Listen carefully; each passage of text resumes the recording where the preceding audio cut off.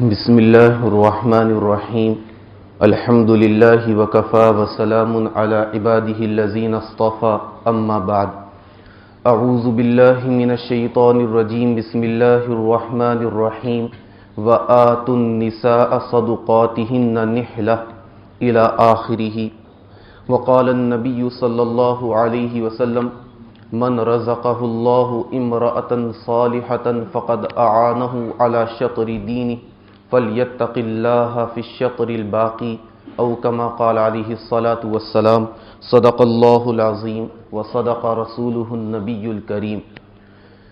معزز حاضرین اور بزرگان محترم، نکاح سے متعلق 8 باتیں آپ حضرات کی خدمت میں عرض کرنی ہیں، اور انشاءاللہ تعالی 15 سے 17 منٹ میں ان سب باتوں کو آپ کی خدمت میں پیش کرنے کی کوشش کی جائے گی۔ لیکن ان سب باتوں کو شروع کرنے سے پہلے عرض یہ کرنا ہے کہ ہم سب اس وقت مسجد میں موجود ہیں۔ عام طور پر یہ بات مشاہدے میں آتی ہے کہ جب ہم کسی خوشی کے موقع پر مسجد میں آتے ہیں یا کسی جنازے سے متعلق مسجد میں آتے ہیں تو ہمارے ذہن سے یہ بات نکل جاتی ہے کہ ہم مسجد میں ہیں، اسی لیے ہمارے موبائل بجنے لگتے ہیں، ہم موبائل میں بے تکلف مسجد ہی کے احاطے میں کھڑے ہوئے آہستہ آواز میں بآواز بلند باتیں کرنے لگتے ہیں۔ اور بعض مرتبہ ایسا ہوتا ہے، خاص طور پر مجلس میں نکاح کی یا جنازے کی، کیونکہ ایک ساتھ بہت سارے افراد مسجد سے نکلتے ہیں، تو ہم سب چپل لے لیتے ہیں اپنے ہاتھوں میں اور جگہ کا انتظار کرتے کہ جب جگہ ہوگی تو ہم نکلیں گے، اور مسجد کے احاطے میں کھڑے ہوئے ہاتھ میں چپل ہے۔ ہم یہ بھول جاتے ہیں کہ مسجد میں کوئی دھول مٹی یا کوئی گندگی لگی ہوگی، وہ ہو سکتا ہے کہ جھٹکے سے وہ گر سکتی ہے۔ جب ہم نکلنے والے ہوں تبھی ہم اپنے چپل لیں اور اپنا جائیں۔ اسی طریقے سے مسجد میں رہنے کے آداب میں سے ہے سنت اعتکاف کی نیت کرنے، ایک لمبا وقفہ ہوتا ہے جب ہم نکاح کی مجلس میں ہوتے ہیں تاکہ ہمیں مزید ثواب مل جائے۔ اگر ہمیں بات ہی کرنی ہے تو ہم مسجد میں اگر کوئی خارجی حصہ ہے، جیسے کہ ہماری مسجد میں وہ حصہ مکتب والا، اگر بات کرنا ہی ناگزیر ہو تو ہم اس حصے میں جا کر آہستہ آواز سے گفتگو کر لیں، یا اگر مسجد میں کوئی حصہ نہیں ہے تو مسجد سے باہر نکل کر سائیڈ میں کھڑے ہو کر بات کر لیں، کوئی دشواری نہیں ہے۔ مسجد کا احترام، مسجد کا ادب یہ لازماً ضروری ہے، اس میں ذرہ برابر کوئی کوتاہی کی گنجائش اور اجازت نہیں ہے شرعاً۔ قرآن کریم کی جو آیت تلاوت ہوئی وہ سورۃ النساء کی آیت ہے 4 پارے میں، جس کا ترجمہ ہے کہ اے ایمان والو، جب تم نکاح کرو تو خوش دلی سے اپنی بیویوں کا مہر ان کو ادا کر دو۔ اور جو حدیث شریف پڑھی گئی اس کا ترجمہ ہے کہ اللہ تبارک و تعالی جس انسان کو نیک صالح بیوی عطا فرما دیتے ہیں تو در حقیقت اللہ تبارک و تعالی نے اس کی دین میں اس کی خوب مدد فرمائی، آدھی دین میں اس کی مدد فرما دی، اب آدھی دین کے سلسلے میں وہ مزید محنت کرے اور اچھے کام کرے تاکہ پورا دین اس کا عمدہ اور درست ہو جائے۔ اب وہ 8 باتیں جو عرض کرنی ہیں، سب سے پہلی بات مہر سے متعلق وہ یہ کہ ہمیں مہر کی ادائیگی فوری طور پر کرنی چاہیے۔ صورتحال یہ ہے کہ مہر طے ہوا ہے 25,000، مہر طے ہوا ہے 70,000 یا 1,00,000 روپے، تو وہ 25,000 20,000 70,000 1,00,000 روپے مہر ادا کرنا دشوار، لیکن 5 10 20 لاکھ روپے کے ولیمے کرنا کوئی دشوار نہیں۔ ایسے ولیمے جس کو ہم سنت کا نام دیتے ہیں کوئی ثواب نہیں ملے گا، کیونکہ ولیمہ کرنا سنت ہے، مہر کی ادائیگی واجب اور لازم ہے، وہ قرض ہے، تو وہ رقم تو ہم ادا نہیں کرتے، اور سنت کا نام لے کر ہم کہتے ہیں کہ ہم ولیمہ سنت مسنون ولیمہ کر رہے ہیں، ایسا پسندیدہ ولیمہ نہیں، وہ ولیمہ پسندیدہ محبوب نہیں، ایسے ولیمے پر کوئی ثواب کا وعدہ نہیں ہے۔ ہر چیز کا ایک طریقہ ہے، ہم فرض نہ پڑھیں اور سنتیں پڑھیں کیا ثواب ملے گا؟ ہم فرض نہ پڑھیں اور سنتیں پڑھیں کیا ثواب ملے گا؟ ہم رمضان کے روزے نہ رکھیں اور شش عید کے روزے رکھیں کیا ثواب ملے گا؟ بالکل اسی طریقے سے مہر ادا نہ کریں اور ولیمہ کر رہے بڑے بڑے نہیں۔ اب مہر کی ادائیگی کیسے ہو سکے، یہ ایک بڑا المیہ ہے امت کا، اس پر ہمیں اور آپ کو سب کو خوب محنت کرنی ہوگی. یہ مضمون کوئی صرف مجلس سے متعلق نہیں، صرف علماء سے متعلق نہیں کہ ان کی ذمہ داری بس بولو اور ختم، ہرگز نہیں. یہ باتیں ہمارے علماء، ہمارے اکابرین اس لیے کہتے ہیں تاکہ ہم عمل کریں، اور عمل کرنے کے لیے صرف علماء کا سمجھانا، متنبہ کرنا یہ کافی نہیں ہے. اس کے لیے دو باتیں ضروری ہیں. نمبر ایک کہ لڑکی والے جو ہیں اور خود جو لڑکی ہے، دلہن جو ہے، وہ اس بات سے بالکل بھی لاپرواہی نہ برتے. وہ تھوڑا سختی کرے، لیکن سختی بھی تھوڑا، کیونکہ لڑکے والوں کے دماغ بھی بڑے اونچے ہوتے ہیں ماشاءاللہ، کہ وہاں تو اگر کچھ بھی ہو جائے وہ تو بس اپنے آپ کو معلوم نہیں کیا سمجھتے ہیں. لیکن کہنا اس سے یہ ہے کہ اب دلہن ہے لڑکی کی، وہ شرما شرمی میں یا کسی وجہ، ہرگز نہیں. کیونکہ ضرورت اس بات کی کہ اس کی پابندی ہو. پابندی کے لیے ضروری ہے کہ کسی طرح کی کوئی ڈھیل برتی نہ جائے. مہر دیا جا رہا ہے، مہر لیا جائے. مہر نہیں دیا جا رہا اس کو کہا جائے ادب، جو بھی شوہر کا ادب ہے، جو بھی داماد کا احترام ہے، اس کو ملحوظ رکھتے ہوئے ان سب باتوں کا خیال ہے، تب جا کر کچھ بات بنے گی. نمبر دو کہ لڑکی اور لڑکی کے طرف سے تقاضا ہو، اس سے زیادہ ضروری ہے، کیونکہ وہاں تو بڑا مشکل ہے معاملہ، کہ لڑکے کے جو گھر کے بڑے ہیں، والدین، تایا چچا، ماموں خالو، وہ اس بات پر دھیان دے کہ تم نے بیٹا مہر ادا کیا، فوراً ادا کرو. کیوں نہیں ادا کیا؟ چلو ہم مدد کرتے ہیں، قرض چاہیے قرض. لیکن کچھ نہیں، صرف بارات کا کارڈ چاہیے، ولیمے کا کارڈ چاہیے، اور پہلی نشست پر میں کھانا چاہیے تو بہت اچھا. اور اگر میزبان نے پہلی نشست میں کھانا نہیں کھلایا، ماموں تایا کا خیال نہیں کیا تو یہ برا ہے. ماموں تایا، خالو چچا اپنی ذمہ داری ادا کریں یا نہ کریں، کوئی بحث نہیں. اس سے بحث اس سے کہ بس کارڈ آیا تھا وقت پر، خود لے کر آئے تھے یا نہیں لے کر آئے تھے، پہلی نشست میں استقبال اچھا ہوا، اکرام اچھا ہوا، ان سب بات پر توجہ ہے. یہ کوئی اچھی باتیں نہیں، یہ سب بات کی باتیں ہیں. لہٰذا سب سے زیادہ ضروری یہ ہے کہ لڑکے کے والدین، لڑکے کا بڑا بھائی، لڑکے کے چچا، تایا، ماموں، یہ سب بار بار اس کو توجہ دلائیں اور اس کو کہیں بار بار کہ مہر ادا کرو، مہر ادا کرو، مہر ادا کرو. کیوں نہیں ادا کیا؟ جو بھی وجہ ہمیں بتلاؤ، ہم مدد کریں گے. نمبر دو، دوسری بات کہ لڑکی اور دلہن سے جو اجازت لی جاتی ہے اس کا مسئلہ بھی ہم ہمیشہ ذہن میں رکھیں کہ بے پردگی کی بالکل اجازت نہیں ہے. کوئی بھی موقع ہو، خوشی کا موقع ہو، غم کا موقع ہو، کچھ بھی ہو، بے پردگی کی شرعاً اجازت نہیں ہے. لہٰذا جب دلہن سے اجازت لی جاتی ہے تو دلہن سے اجازت لینے کون لے؟ جو محرم ہے. محرم اجازت لے. غیر محرم کا اجازت لینا قطعاً مناسب نہیں ہے، گناہ ہے، گناہ. ٹھیک ہے اگر کوئی غیر محرم اجازت لیتا ہے، اجازت مل جائے گی، معتبر ہوگی اجازت، لیکن گناہ ہے وہ.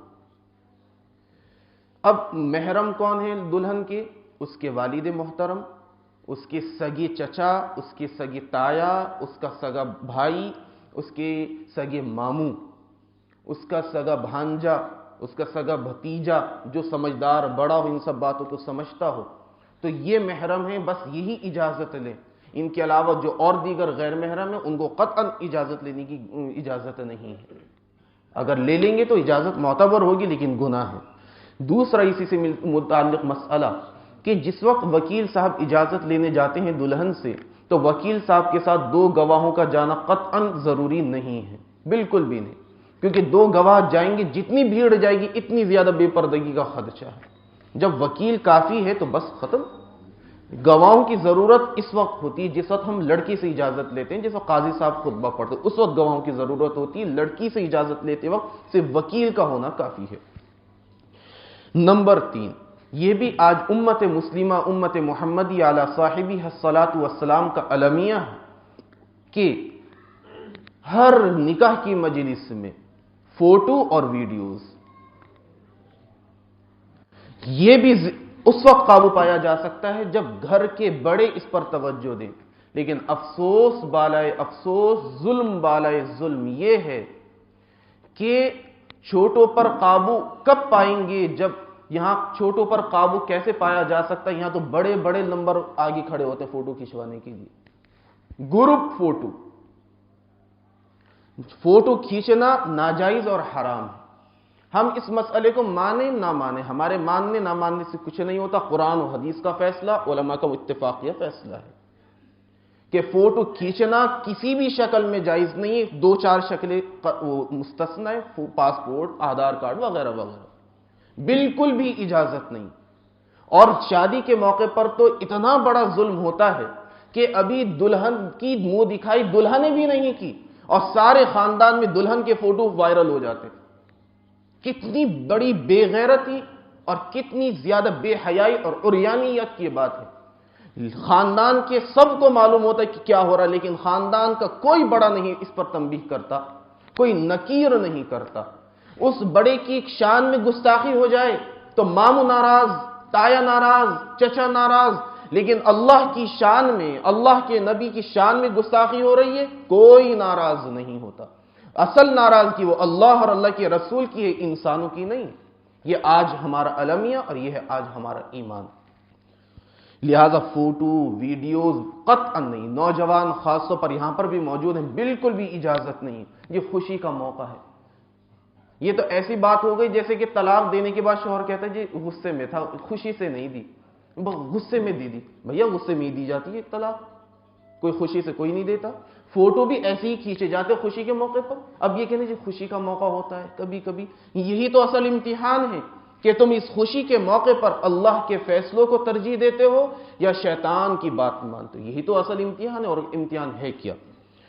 نمبر 4، یہ بھی بڑی کوتاہی ہے ہماری اور ہم سب کی کہ بھابھی کیا بھابھی؟ کوئی بھابھی نہیں. بھابھی سے پردہ ہے، سگی بھابھی سے پردہ ہے. ہمارے سگے بھائی، دلہا کا سگا بھائی جو بھی ہے، جس کی کزن، چچا زاد، تایا زاد، مامو زاد، خالو زاد اور دوست احباب، اس کی بھی اجازت نہیں کہ کوئی سگا بھائی، کوئی دوست اور کوئی بھابھی کیسی ہیں، یہ اجازت نہیں.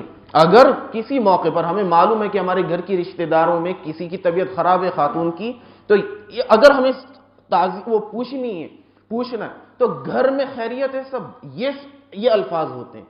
بھابھی کیسی ہے؟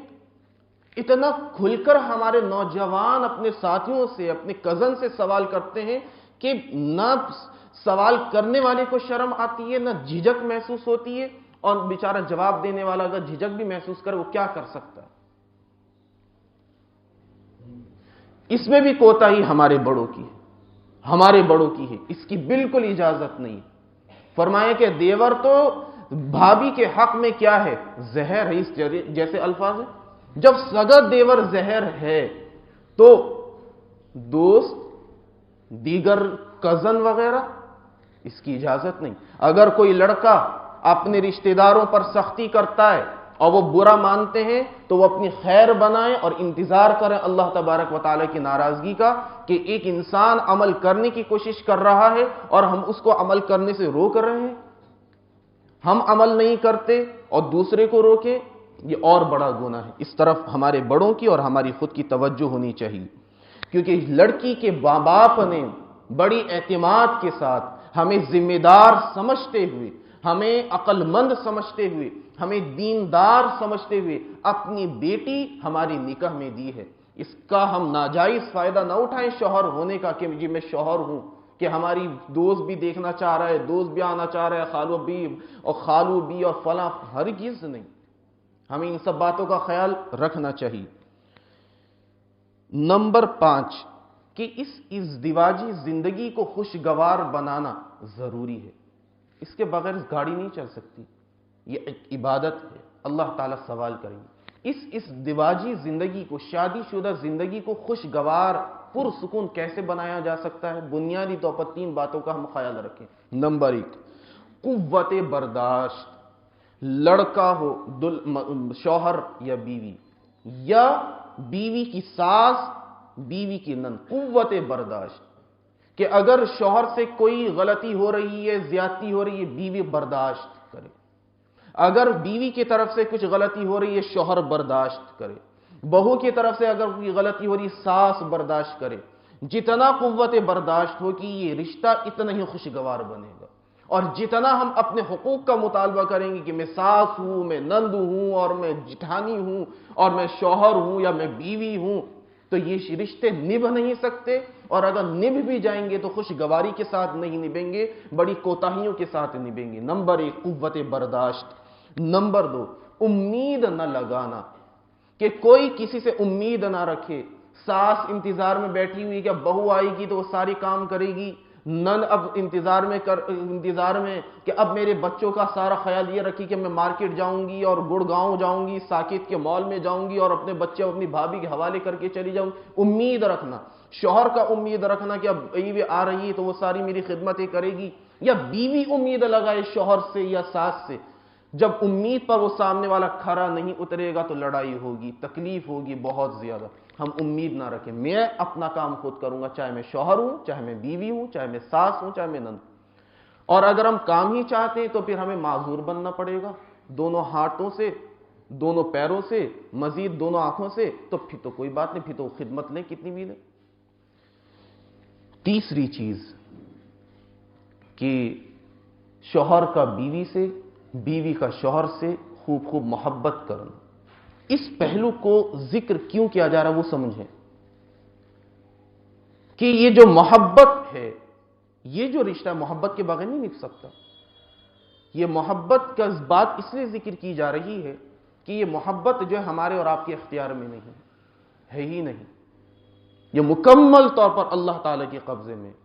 آج ہم ساری چیزوں کی دعائیں کرتے ہیں، لیکن نہ بیوی دعا کرتی ہے کہ اللہ مجھے اپنے شوہر کے حقوق سمجھنے کی، اپنے شوہر کے حقوق ادا کرنے کی، اپنی ساس اور نندوں کے حقوق سمجھنے کی اور ادا کرنے کی توفیق عطا فرمائیے، اور ان کی محبت میرے دل میں پیدا فرمائیے۔ نہ یہ دعا کرتی ہے، نہ یہ شوہر دعا کرتا ہے کہ اللہ مجھے اپنی بیوی، اپنے سسرال والوں کے حقوق سمجھنے کی، ادا کرنے کی، اور اپنی بیوی سے محبت کرنے کی توفیق عطا فرمائے۔ کوئی دعا نہیں کرتا، ایسی گاڑی نہیں چل سکتی۔ نمبر 6 کہ یہ پیار و محبت میں، اشاروں میں، کنایوں میں، سمجھداری کے ساتھ کبھی بھی نہ پہلے دن نہ زندگی میں کبھی سسرال والے اپنی آنے والی بہو سے یہ سوال نہ کریں کہ تمہارے یہاں سے کون سا سیٹ آیا تھا۔ چاہے ہم کتنا ہی مخلصانہ سوال کر رہے ہیں، لیکن اس کے دل پر کیا بیت رہی ہے، وہ کیا سوچ رہی ہے، ہم اور آپ نہیں جانتے۔ ہو سکتا اس کی نظر میں گھر سے آیا ہوا سیٹ وہ معمولی ہو،